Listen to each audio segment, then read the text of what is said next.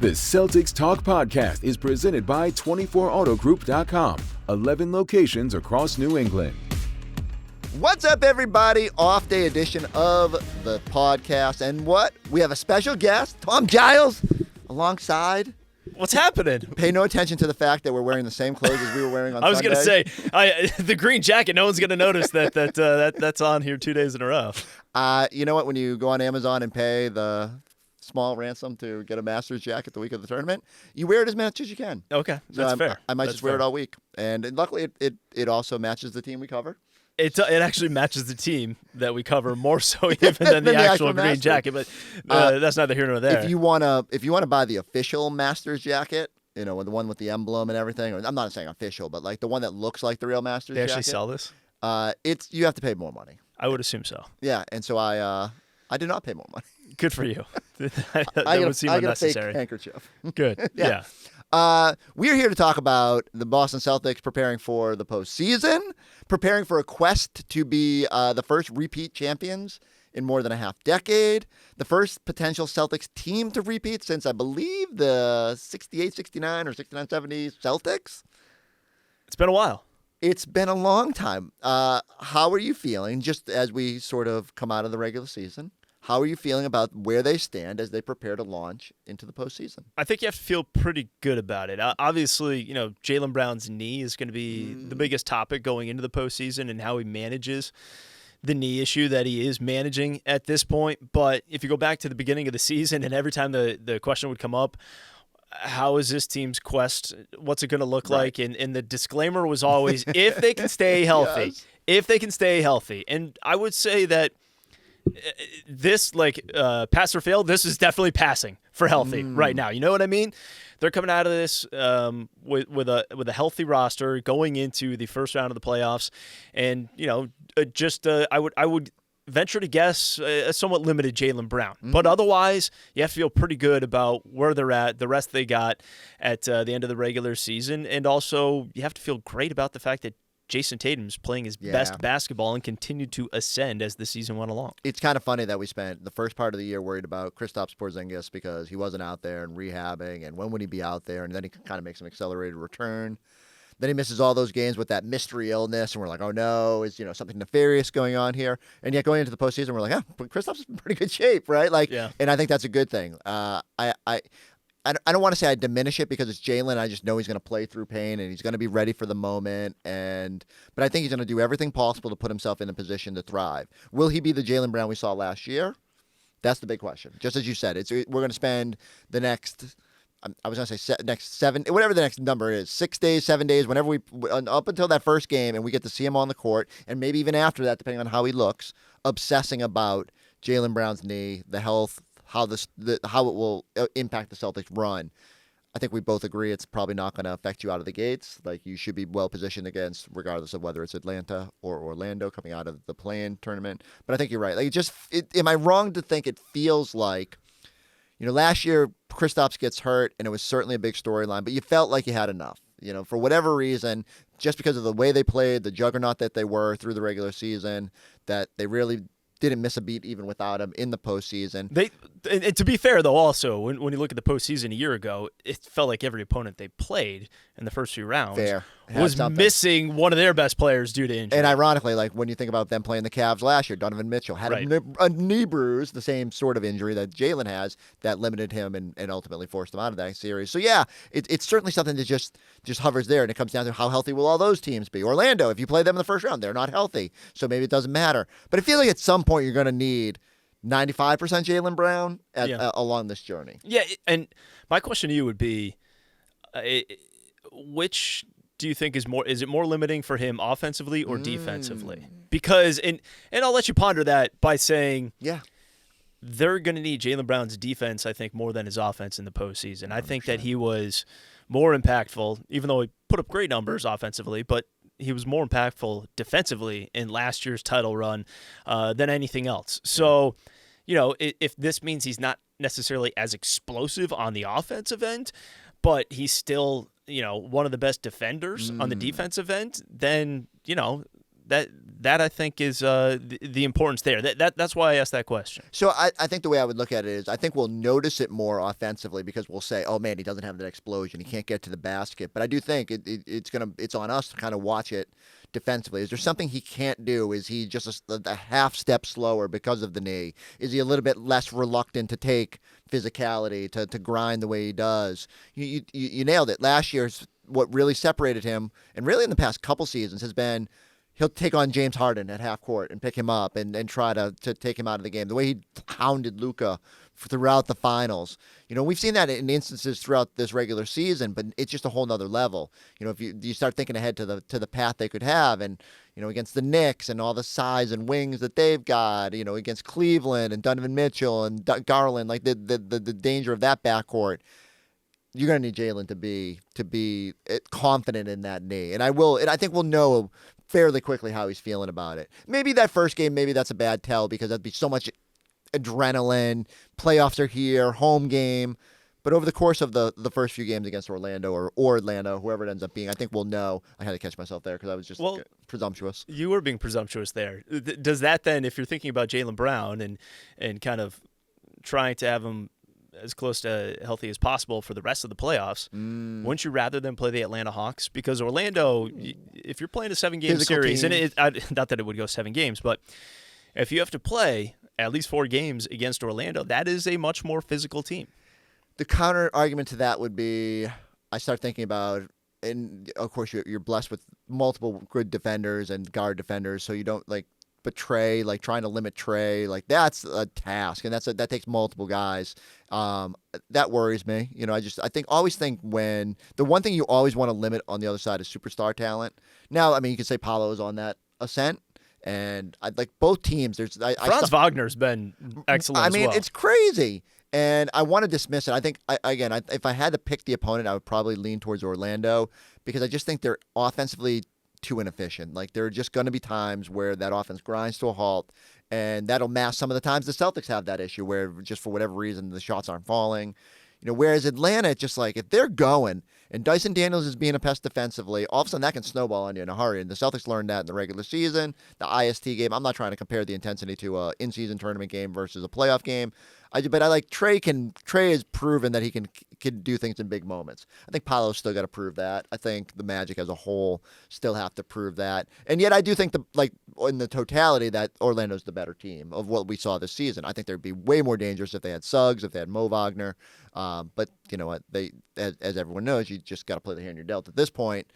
And I told you this, I was a little bit surprised to see them open as 5-point favorites in that 7-8 game on Tuesday night. Magic I thought are 5-point favorites. Yeah, Orlando being a 5-point favorite to me is that's a lot of points for a playoff game, for a 1-game series. I would have thought it would be a 2-3 point situation with, and I know it's not the NFL, but you always give a couple points to the home team. I would have thought Orlando would have been 2.5 point favorite, and maybe that number comes down. I don't know, but you nailed it. You were 4.5 right out of the gate, and so.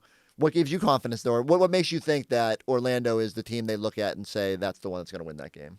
I think defensively they're better than Atlanta. I think that once you get into playoff basketball in a 1-game series, and you're looking at possession by possession, and also keeping in mind that the loser of that game on Tuesday night still gets a chance to get in. Mm-hmm. They get a second chance because it's the 7-8 matchup. But I would imagine they're both going to play it like this is it. This is the elimination game. So that's why I think that it's going to be more of a grind it out, slow it down kind of game, and that's why I would expect Orlando as the home team. I also think Orlando's the better team based off some of the experience they got in the postseason last year. I think part of what it is that Atlanta has just been way too inconsistent. Some nights are up, some nights are down. Orlando, I feel like you know what you're going to get. It's just offensively they're limited, and because of their injuries, then losing Suggs, your best defender, it just complicates matters. Yeah. So I wonder, but let's say it is Orlando that comes out. What's the biggest hurdle for the Celtics going up against that team? Paolo? I think it's because Paolo's had some big numbers lately. He has. Franz Wagner, though, to me is just more of a wild card. He can get hot and he can change the game. And sometimes that's what it comes down to. It's just the wild card of it all, right? Yeah, and the fact that they're going to try to take the Celtics out of their rhythm. I think that's the biggest hurdle there. I think Orlando's more so going to try to take the Celtics out of their rhythm than Atlanta would. I think Atlanta would try to just play right there with them, try to play fast with them. So that's why I would prefer, even from an entertainment perspective, to see them play Atlanta. I just think it would be, I don't know, a faster, cleaner game, whereas the Magic want to get physical with you, want to kind of muddy it up. I do like the whole Eddie House versus Orlando angle. That's a nice element as well. Right? Like and I feel bad for Orlando fans because they've waited for that moment, and then to get there and be injured a little bit would be, you don't get a full tell on it. But can I ask you a big picture question Sure. about the Eastern Conference? Because we talked about how it was a year ago, and obviously with guys hurt the way they were, that affected kind of the path. But is the Eastern Conference better than it was a year ago? I know that when we came into the season, everyone was absolutely, definitely. Look at the Knicks. They're loaded up. And what did Philadelphia's got this right? big three. They're going to be right there in it. Is the Eastern Conference better than it was a year ago? I think we. And how much better would it be? So I think we default to saying yes because the Celtics were 14 games clear of the closest rival last year, and we're like, oh, they're just so much better. And this year, you look up in Cleveland, now they probably could have gotten to the finish line a little easier, and Celtics made a fairly decent surge there late. But I do think, in totality, the path looks a little bit more daunting. You don't know until you go through it. I agree, and I agree with your first point that it should be a bigger challenge than it was last year. And last year, but that's also to say that last year wasn't much of a challenge. Even going into last year, I don't think anyone said like, "Oh, this is going to be a breeze." It's just the Celtics made it look easy with the way they went. No one was sitting there going, "Oh boy, the Heat in the first round, like that's going to be easy." Like we played them 100 times, felt like it was going to be difficult. The Cavs, like they were young, but like you could tell they had talent. And if they had a healthy Donovan Mitchell, that series is decidedly more difficult. And the Pacers, who played tougher than anybody, and got swept somehow, right? And so, it's all how it plays out, and that will influence how we think about it. But yes, on paper, you say Cavs were the best team in the Eastern Conference record-wise, and for large stretches, like the way they played. And they clearly against the Celtics, they played well at times too. The Knicks should be better, even though they're not. To me, they're not a scary 3 seed, and we'll see how that plays out. I'm fascinated by that matchup with the Pistons. I think some fun stuff could happen in that series. I think they're going to get pushed.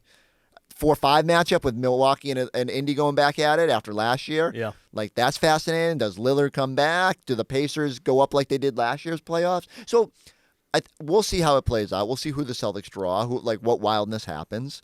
But I do think there is the potential for it to be more of a grind. So, and to answer that question, I think the Eastern Conference is better than it was a year ago, but not as good as we thought it was going to be when the season started. It. Because we all thought it's right in the middle there. Everyone kept saying, like, oh, Milwaukee, Giannis is healthy again. And, I mean, they're really not in our conversation, part because of how the bracket looks.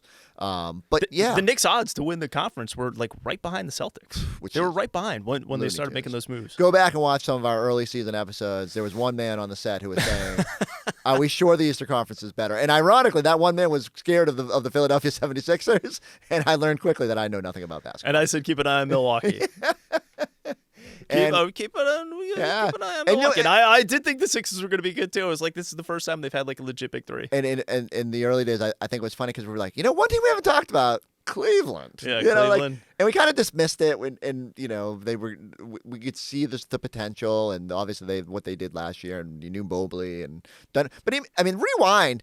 They fired their coach after last season. There was no guarantee Mitchell was coming back. Like there were some reasons to be like hesitant about where that was going. But credit to Kenny Atkinson for getting that thing on track. And now it's like everyone forgets it because they've been so damn good. And in a way, I wonder if we're just steamrolling towards Celtics Cavs. But you gotta play it out to get there. You do. We got a ways. We got well over a month before that starts. Right? It feels like 3 months before we get to that part. Are you ready to enter the realm of affordable luxury? Drew Carter here at 24 Infinity of Plymouth, your go-to destination for affordable luxury. Right now, lease a new Infinity QX60 Lux for just $569 a month. Or lease a new QX80 Sensory for $1099 a month. Ready to trade and upgrade? You'll get top dollar for your trade. Visit 24 Infinity of Plymouth at 151 Samoset Street and online at 24infinityofplymouth.com. Before the Celtics launched into their playoff adventure, I got a chance to sit down with a bunch of the players, and I asked them. I said, in my mind, one of the fun storylines here is you've won one, and when that happens, people can dismiss it. They can say, oh, they got an easy draw, they got like this, they got that. caught lightning in a bottle, whatever the case may be. But if you win 2 in a row, you're in a different class. And so do the Celtics sit there and think about the potential for history? Here's what they said. Last time the team repeated as champions was 68 and 69. The Boston Celtics have done it again. What would it mean for this team to go and get 2 in a row? That we're like that. We're going for something big. We understand the opportunity we have in front of us. We know that we're playing for something bigger and what being a Celtic is all about. We have an opportunity each and every single night, and as we head into the playoffs, and that's the most important thing, to fulfill the responsibility and ownership of the Celtic tradition.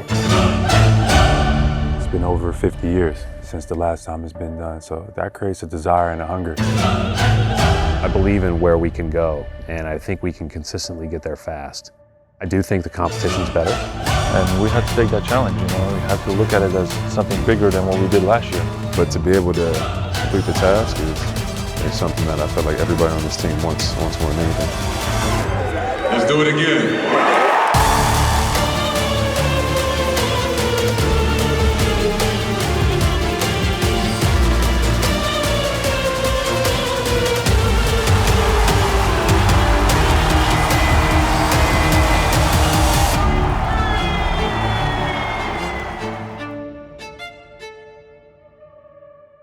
Giles, what I thought was interesting, and so I was asking the players about it, and some knew when the last back-to-back champion was. Some were a little bit fuzzier on it. Joe Mazzulla, when I asked him, at first got a little standoffish about it, and so Peyton Pritchard hinted that they'd had a team meeting that morning, and that maybe that topic had come up about the potential for that, or at least amongst the players they had talked about the opportunity in front of them. And I think they are aware, right? And I not that they don't know that they're going for back-to-back titles, but that the idea of where it slots you and how different you are viewed. All of a sudden you go from, I think about all the one-off champions over the years. We just kind of oh yeah, wow, those guys won that year. What happened that year? But we talk glowingly about the Warriors and the Bulls and the Spurs and the Heat, all the teams that went and did it multiple times. How much of a separator is that in your mind? If the Celtics were to go back-to-back this year, will we view them differently than if this was just a one situation? Absolutely. And I think it matters more from a national perspective, because I think that from a local perspective, seeing this team every single day, you realize how special they are, and to win 60-plus games in back-to-back seasons, that's an accomplishment on its own. That's pretty remarkable as well. Trying to get guys to just buy in for those 82 games and finding different ways to win with different lineups and different rotations and everything else. So I think that there's already an appreciation for how great these last few seasons have been, particularly the last year and a half, where they win 64 in the regular season a year ago, 61 this year. But I think more so from a national perspective, they'll earn more respect, in which they deserve. Right. I think that so much was made last year in the playoff run about who they didn't play. Right. As opposed to, the fact that they took care of business in 5 games, sweep, got to the finals, 5 games. You know what I mean? So I feel like last year, the national perspective was, well, look at the path, look who they played. Yep. I don't think the national, in that perspective, maybe there are some people around here that have it as well. I don't think you can take that if they go out there and win it a second time, because you can only play who's in front of you, and it seems like whoever would be in front of them is going to be better and more competitive than what we saw a season ago. And I wonder, there's a world where 4 years or 5 years from now, when if whatever the Cavs go on to be, whatever the Pacers emerge, if ever those teams are super competitive, even more than what we've seen lately in future seasons, maybe we'll look back at last year's path and be like, oh, it's actually a lot more of a grind than we thought. The Pacers were on the come up. The Cavaliers clearly were too. Both, we're dealing with different injury things. Maybe we'll look at that differently, and everyone will look back and be like, wait, Luka was on the Mavericks? And that will be weird. And we'll have to explain what happened in the aftermath there. But yeah, part of me wonders, is it better for the Celtics to just steamroll everybody again this year? Or do they have to grind in order to get that respect? Which is just ridiculous to say. Ultimately, they just have to win it all. Yeah. And I think the players, it's not going to, I think they're already super motivated. Al Horford was sitting there saying, I'm hungrier than I was last year, which is like blows my mind because like of how much he wanted to get to that. But just watch his Florida Gators win a national title, 1-2 down there. Like he knows what it's like to want to win 2 in a row. And so I would think that Kristaps Porzingis has to be uber motivated missing all that. Yeah, you know, and he had his imprints on moments in last year's title run, but you forget the fact that he wasn't there for most of it, and they were able to handle business the way they did. They need him this year, and he's going to have to be a big piece of it. Who's your sneaky so Jaylen was the Eastern Conference and Finals MVP. I think we all think Tatum has some supreme motivation to get that. Is Kristaps like the third most important piece? Like they're all like important in their own way, and that's the beauty of the Celtics. But like if you had to pick a sneaky MVP along this journey, could KP be that guy? Yeah, I don't think that would be that sneaky. I think most people outside of this region would overlook Derek White. Yes. I think that Derek White's got that ability to do that, and Derek White might be called upon to step into some huge defensive assignments, I think, along the way. I like that. Again, my mind starts racing ahead to potential matchups in series and how that would look and who could differentiate themselves. It might just be that Tatum needs to be the best player, especially if Jaylen Brown is compromised. It's an opportunity for Tatum to just take on that much more responsibility. Don't you think Jason Tatum is positioned perfectly for that right now, the way he's been playing the last couple of months? Celtic can stomp out a whole lot of narratives about, only winning one and the path and Tatum's place in all of this as part of this run. I think they're really well set up to really just kind of everyone's legacy goes up just a little bit if things play out the way they potentially can. Yeah, it's going to be exciting. So we've been waiting. And we only have to wait. Finally, yeah, we're not here, but we're at least, closer, knowing that the next game is going to be really a playoff game. The next game and every game after are going to be extremely impactful and mean a ton for this team and their quest to repeat. All right, so we'll all be watching on Tuesday night when it's Hawks Magic, see who the Celtics are going to play. I think we have a playoff preview on Thursday night. You part of that? I have no idea. All right, well, I don't know either. I just saw Celtics post up on the calendar. I said, well, that's not like a normal post up. Well, I don't know what calendars. I need to get access to this calendar. But the journey begins. 82 in the rear view. At least 16 more to go. Well, that's the way I'll phrase it. Yeah, to get to 60 or to get to 77 this year. That's what they're looking for. The 61 plus 16. Oh, last year they got to a clean 80. This year they need to get to for the 77. Ray Bork. Or the right. Who wore 77 for the Celtics? Sasha Pavlovich or something? There was a big man. I'm thinking of a big man who wore 77. I'm going to have to go back. Someone definitely wore 77. I'm so mad at myself for blanking right now. Let Chris know in the comments. Yeah. I'll find it before then. But I will. I'll also let me know in the comments so that I know you actually listened all the way to the end of this episode. While you're doing that, go subscribe, go check us out on the YouTube page. We'll catch you next time. Giles, thank you for hanging out. Absolutely. Thanks for having me.